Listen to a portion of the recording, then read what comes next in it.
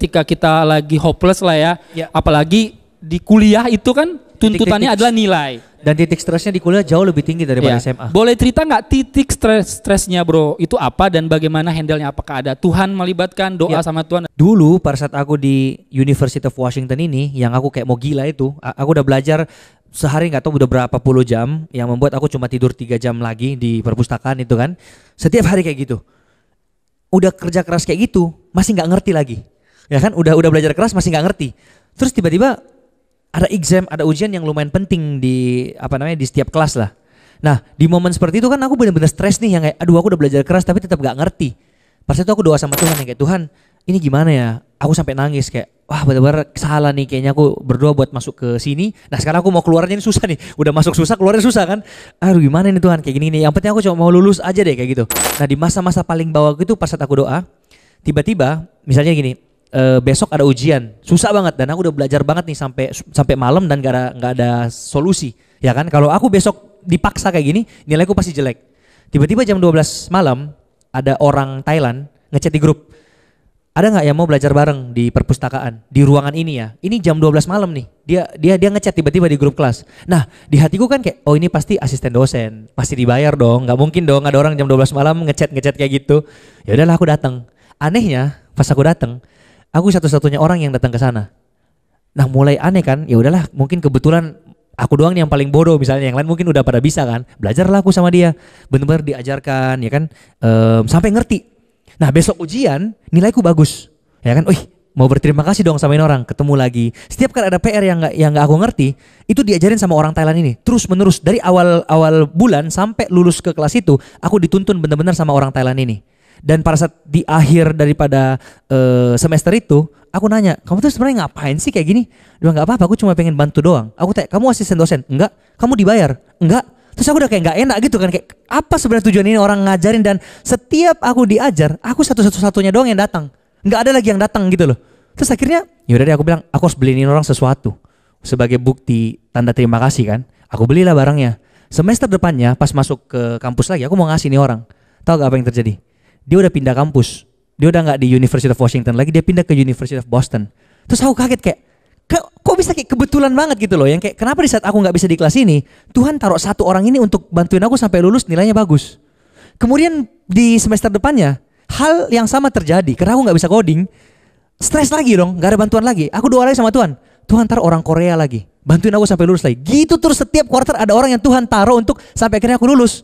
Lulusan terbaik cum laude 3,8 dari University of 3,8 cum laude dari University of Washington. Itu kayak menurutku sebuah experience yang kayak kalau bukan Tuhan nggak mungkin gitu loh. Itu berarti intinya dari poin ceritanya, setiap kita tuh pasti mau kita punya masalah sulit apapun, Tuhan pasti nempatin seseorang ya yang membantu kita. Bahkan kalau ibaratnya kita lagi burn out atau lagi ngadepin masalah, pasti ada orang-orang terdekat kita juga yang bantu kita. Halo, aku Samuel Chris, sama seperti kalian yang pernah merasakan yang namanya overthinking, cemas, merasa takut, minder, sakit hati, dikecewakan, merasa putus asa di dalam menjalani setiap harinya. Karena disakiti teman, dibully. Aku percaya loh, ketika kita datang sama Tuhan, berdoa sama Tuhan, hal itu bisa membuat kita bangkit lagi. Aku juga mau ajak kamu nih untuk punya support system yang secara khusus mau berdoa buat kamu. Kamu bisa langsung hubungi layanan doa dan konseling CBN di nomor yang tertera di bawah ini. Sama aku Andrew, aku pengen nanya, kalau misalkan orang tua ngedorong kita ke jurusan yang mereka inginkan gitu, tapi kita emang gak ada passion sama bakat di situ, responnya apa yang harus kita respon ke orang tua gitu?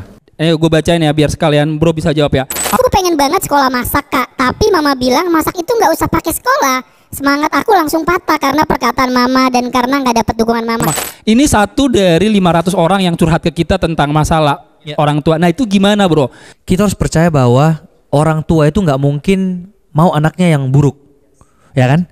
Jadi pasti orang tua itu mau yang terbaik buat anaknya, itu udah pasti banget. Jawaban yang pasti itu solid. Jadi kalau misalnya dia udah mikir yang kayak, kamu bagusnya tuh ini, karena mereka mau ngasih yang terbaik menurut mereka terhadap kamu nih, kayak jurusannya ini. Sedangkan kadang apa yang menurut mereka baik, menurut kita tuh kayak nggak cocok gitu loh, ya kan? Jadi jawabannya itu sebenarnya nggak boleh yang kayak menentang yang kayak oke gua kabur dari rumah hari ini gua mau jadi apa yang gua mau gitu loh, ya nggak bisa juga karena pasti biaya dari mereka dan lain sebagainya. Instead kita maksain bener-bener kayak nggak bisa, mending kita kasih proof dulu ke mereka.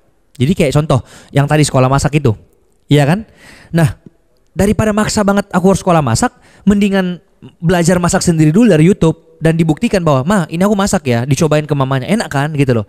Nah kalau mamanya udah merasakan manfaatnya kayak oh ya beneran enak loh masakan anakku, baru mungkin kita bisa lebih dalam lagi tuh. Kalau misalnya bayangkan mah kalau misalnya aku dalami lebih dalam lagi tentang kulineri, aku bisa jadi chef, aku bisa buka restoran gitu loh. Jadi harus kasih proof dan penjelasan yang bisa diterima sama mereka. Itu sih yang saranku ya. Beda pendapat sama orang tua. Nah kita harus bisa ngasih tahu ke mereka, misalnya contoh kamu mau jurusan IT, bilang sama mereka kenapa aku harus ngambil jurusan IT mah, karena prospek kerjanya 5 tahun ke depan seperti ini. Cari validasinya juga, tahu nggak mah lulusan-lulusan yang diterima dunia kerja tuh IT dan ini sesuai dengan bidang aku gitu. Ini kalimat penutup kali ya buat mereka juga sama penonton kita. Kita percaya banget ketika kalian punya kesempatan kayak gitu kan untuk lebih cepat mengetahui apa sih strength-nya kalian, apa sih potensi kalian, atau tadi Bro Sam juga bilang kayak gitu, lebih cepat memulai dibandingin teman-teman kalian. Kita percaya sesuatu yang kecil itu kan, benih itu kan ditanam ya. Ketika benih itu ditanam kan belum terlihat ya. Sama sekarang mungkin kalian adalah usia SMA, mungkin kalian masih ibaratnya benih potensi ya. Kalian masih punya potensi, mungkin tadi ada yang jago konten kreator, ada yang agensi juga, ada yang TikToker. Pokoknya apapun ketika benih potensi itu terus itu akhirnya akan menjadi bertumbuh, tapi dia masih bertumbuh kan, belum menghasilkan buah kan. Nah setelah dia bertumbuh jadi pohon, pasti dia nanti benih itu jadi pohon, dia belum menghasilkan apa-apa, berarti dia masih buat dirinya sendiri kan. Bakatnya mungkin trending, viral. Tadi Bro Sam bilang gue trending nih, ditonton jutaan orang doang yang tahu, dan kita ngerasa bangga, rasa senang. Tapi lebih dari itu ternyata kita harus menghasilkan buah kan. Pohon itu harus menghasilkan buah, ketika buah itu diambil, dipetik sama orang, buah itu dirasain. Jadi bakat, potensi, talenta kalian itu harus dirasain banyak orang. Karena kita percaya sesuatu yang dari Tuhan itu, atau tadi panggilan hidup, itu harus dirasain sama banyak orang. Nah kita percaya dari sekolah kalian, kita akan melihat benih-benih itu bertumbuh, dan kita percaya juga akan menjadi orang-orang yang mungkin akan jadi konten kreator kayak Brother juga. Bahkan akan menjadi orang-orang yang dipakai Tuhan secara luar biasa kayak gitu. Thank you so much buat Sekolah Dian Harapan dan Mogot. Luar biasa.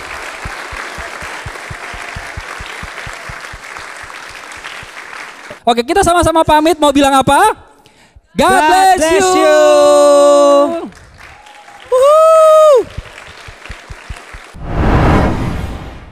Halo, aku Samuel Chris. Sama seperti kalian yang pernah merasakan yang namanya overthinking, cemas, merasa takut, minder, sakit hati, dikecewakan, merasa putus asa di dalam menjalani setiap harinya karena disakiti teman, dibully.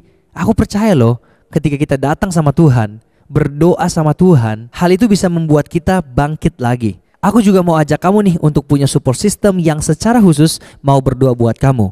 Kamu bisa langsung hubungi layanan doa dan konseling CBN di nomor yang tertera di bawah ini.